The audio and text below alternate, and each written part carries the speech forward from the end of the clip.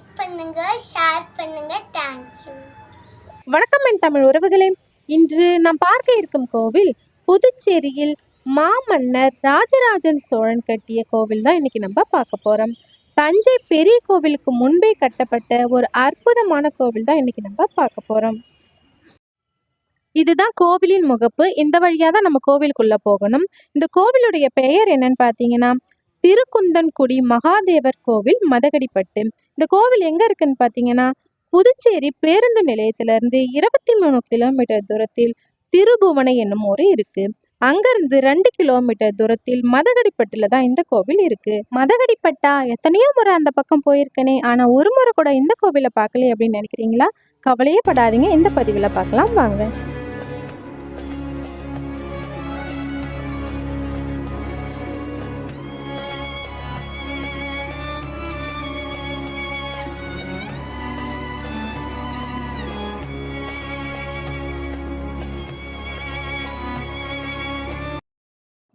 மாமன்னர் ராஜராஜ சோழன் மறைந்து 1000 ஆண்டுகளுக்கு மேல் ஆனாலும் கூட அவரது புகழும் அவர் எழுப்பிய கோவில்களும் இன்றும் அவருடைய புகழை பேசுகின்றன.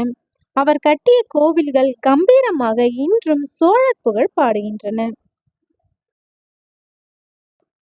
தஞ்சை பெரிய கோவிலை கட்டுவதற்கு முன்பே கிபி 985 ஆண்டு புதுச்சேரியில இந்த கற்கோவிலை கட்டியுள்ளார். தூரத்துல இருந்து பார்க்கும் பொழுது ஒரு பெரிய மணியை நிக்க வச்ச மாதிரி ரொம்பவே அழகா கட்டியிருக்காங்க. கோவிலுக்கு முன்பு நந்திதேவர் காட்சி தருகின்றார். மேற்கு பார்த்து அமைந்துள்ள இந்த கோவில் கருவறையில் ஆவுடைகள் இல்லை. எம்பெருமான் ஈசன் திருக்குந்தன்குழி மகாதேவர் காட்சி தருகின்றார். தெற்கு பார்த்து அமைந்துள்ள சன்னதியில் அகிலாண்டேஸ்வரி அம்மன் வீற்றிருந்து அருள் பாலிக்கின்றார். இந்த கோவில் முழுவதும் ஏராளமான கல்வெட்டுகளும் சோழர் புகழ் பாடும் மெய்கீர்த்திகளும் இருக்கு. இங்க ஒரு அழகிய சிற்பமும் செதுக்கப்பட்டிருக்கு. இங்குள்ள கல்வெட்டுகளில் 1ஆம் ராஜராஜ சோழன், 1ஆம் ராஜேந்திரன், 1ஆம் ராஜாதிராஜன், 2ஆம் ராஜேந்திரன், வீர ராஜேந்திரன், 1ஆம் குலோத்துங்க சோழன், விக்ரம சோழன் ஆகியோரது கல்வெட்டுகளும் மெய்கீர்த்திகளாக இங்க பொறிக்கப்பட்டிருக்கு. இது ராஜராஜ சோழன் கட்டிய கோவில் தான் அப்படின்றத நாங்க எப்படி நம்புறது அப்படின்னு நினைக்கிறீங்களா? அதற்கான ஆதாரங்களும் இங்க இருக்கு, வாங்க பார்க்கலாம். இதோ தெரியுது பாத்தீங்களா? இதுல ஸ்ரீ ராஜராஜ தேவர் எடுப்பித்தருளிய திருக்கற்றளி என்ற இங்கு உள்ள கல்வெட்டுக்கள் மூலமா தான் இது ராஜராஜ சோழன் கட்டிய கோவில் என்பதை நம்மளால அறிய முடியுது. இந்த கோவில்ல வித்தியாசமா முருகப்பெருமான் கிரீவ கோஷ்டத்தில் கிழக்கு பகுதியில இருக்காரு.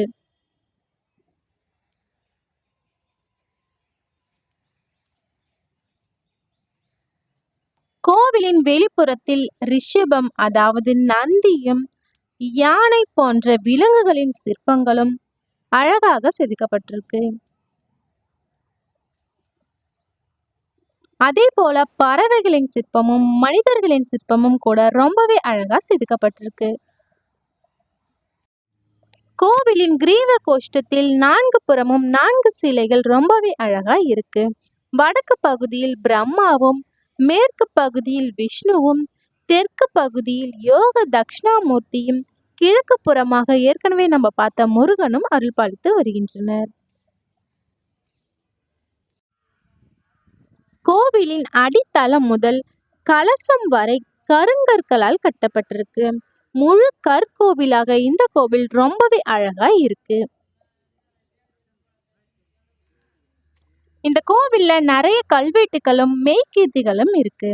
மெய்கீர்த்தினா என்னன்னா, ஒரு அரசனுடைய பரம்பரை அடைந்த வெற்றியையும் அந்த மன்னருடைய பட்ட பெயர், ஆட்சி காலம் எல்லாத்தையுமே பாடல் வரிகளாக தெரிவிப்பது தாங்க மெய்கீர்த்தி. பிற்கால சோழர் ஆட்சி காலத்துலதான் மெய்கீர்த்தி முதலில் வடிவம் பெற்றது. மெய்கீர்த்தியுடைய அடியை படிச்சாலே போதும், இந்த மன்னர் யாரு, எப்படிப்பட்ட ஆட்சியை செய்தாரு, எந்த மாதிரியான சிறப்புகள் உடையவர் அப்படின்றத நம்மளால அறிய முடியும். கிபி 975ஆம் ஆண்டு கட்டப்பட்ட இந்த கோவில் 1950ஆம் ஆண்டு தான் இந்திய தொல்லியல் துறையின் கட்டுப்பாட்டின் கீழ் வந்தது. பாண்டிச்சேரி விழுப்புரம் செல்லும் தேசிய நெடுஞ்சாலையில இந்த கோவில் இருக்கிறதுனால நம்மளால எளிமையாக இந்த கோவிலுக்கு போக முடியும். கோவில் திறந்திருக்கும் நேரம் காலை 7 மணி முதல் 9 மணி வரை திறந்திருக்கும். மாலை 5 மணி முதல் இரவு 7 மணி வரை திறந்திருக்கும்.